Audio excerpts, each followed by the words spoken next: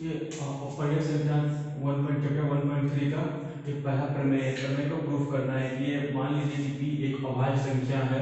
यदि p a square को विभाजित करती है तो p a को भी विभाजित करेगी। ये एक प्रमेय है, इसको प्रूफ करना है। तो इसके ऑपरेशन का जो कुछ गुण है वो इसके प्रीवियस वीडियो में ऑलरेडी बता चुके हैं। अगर उसको नहीं देखे तो उसको जाकर पहले देखे तो और समझने में ज़्यादा आसानी होगा। और अगर हमारे यूट्यूब चैनल को सब्सक्राइब नहीं किया तो सब्सक्राइब कर लेना। और अगर अभी तक टेलीग्राम को ज्वाइन नहीं किया टेलीग्राम ग्रुप को, तो वहाँ डिस्क्रिप्शन में लिंक होगा, उसको ज्वाइन कर लेना। तो हम लोग उसको प्रूफ करके देखते हैं कि कैसे मान लीजिए कि जैसे कि p एक अभाज्य संख्या है और p a स्क्वायर को विभाजित करती है तो p a को भी विभाजित करेगी। तो इसको कैसे करना होगा, मान लिया a के अभाज्य गुणनखंड हैं p1 p2 p3 p4 pn तक। तो a के अभाज्य गुणनखंड जो p1 p2 p3 है, जहां पर p1 p2 p3 p4 pn एक अभाज्य संख्या है। तो हम लोग ऑलरेडी इसके पिछले वीडियो में पढ़ चुके हैं कि भाज्य संख्या का जो लोग फैक्टर निकालते हैं, गुणनखंड निकालते हैं, उसमें जो भी आता है उसका फैक्टर करने के बाद तो वो सब सारे अभाज्य संख्या होते हैं। तो जब a का फैक्टर ये है तो a गुना a का होगा p1 p2 p3 p4 pn multiply by again p1 p2 p3 p4 pn। तो हम लिख सकते हैं a स्क्वायर पर p1 का स्क्वायर p2 का स्क्वायर p3 का स्क्वायर p4 का स्क्वायर pn का स्क्वायर। तो हम लोग कह सकते हैं इसमें क्वेश्चन में दिया हुआ है यदि p a स्क्वायर को विभाजित करता है तो p जो है a को विभाजित करेगा। तो अगर जो कि a स्क्वायर, तो यहाँ a स्क्वायर का अभाज्य गुणनखंड कितना है, तो यहाँ क्वेश्चन बता रहा है p a स्क्वायर का एक अभाज्य गुणनखंड होगा क्योंकि p a स्क्वायर को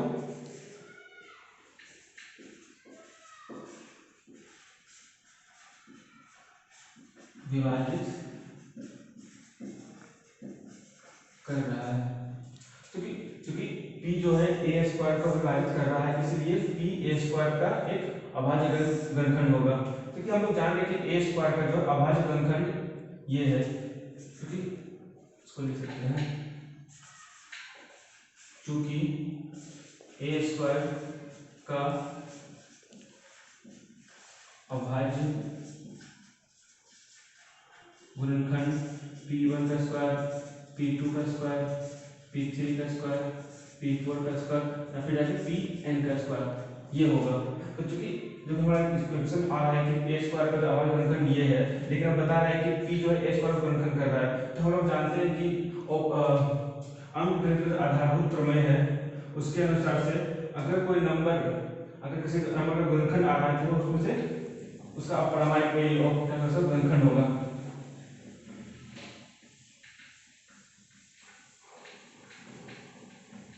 एक मिनट देख लेते हैं।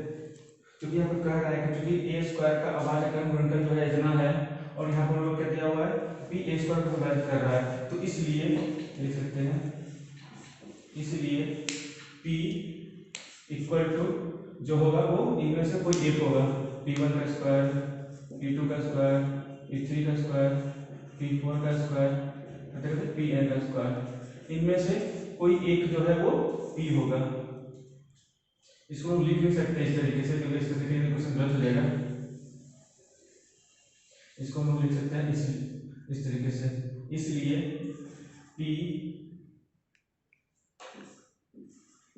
जो है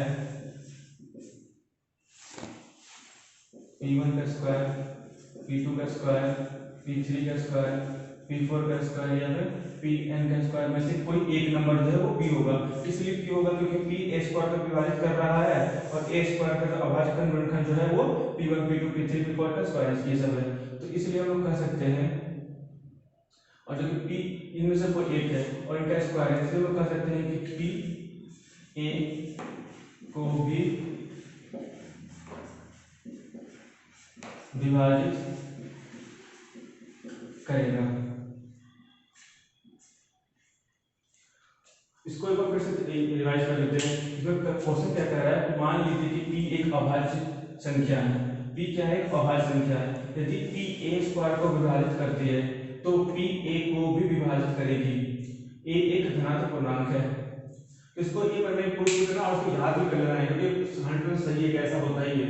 हम लोग क्या करेंगे, सबसे पहले मान लेंगे कि जो है जो a का गुणनखंड जो है वो P1 P2 P3 पे करके नंबर है। तो जहाँ की p एक अभाज्य संख्या है तो उसके बाद क्या करना है तो a स्क्वायर, a का गुणनखंड P1 P2 है तो a स्क्वायर का गुणनखंड क्या हो जाएगा? P1 का स्क्वायर, P2 का स्क्वायर, P3 का स्क्वायर करके Pn का स्क्वायर।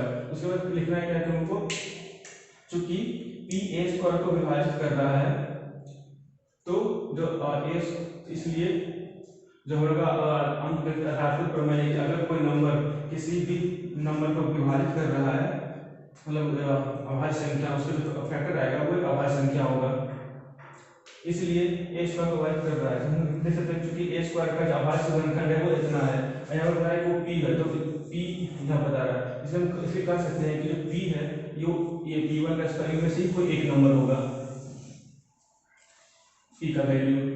तो क्योंकि ये इसका a स्क्वायर फैक्टर है और यही जो है उसका इसका मतलब a स्क्वायर का जो गुणनखंड है वो भी P1 P2 था। इसे हम सब कह सकते हैं कि यहाँ पे एक और लाइन लिख के कर सकते हैं। तो p जो है इसमें होता है, तो p है वो एक मिनट, इसीलिए p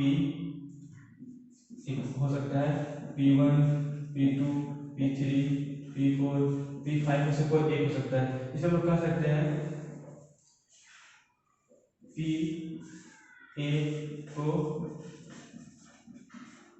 विभाजित कर सकता है। इस तरीके से प्रमेय प्रूफ होता है। 10th 12th क्लास की प्रिपरेशन और गवर्नमेंट जॉब की तैयारी के लिए हमारे चैनल को सब्सक्राइब और शेयर करें।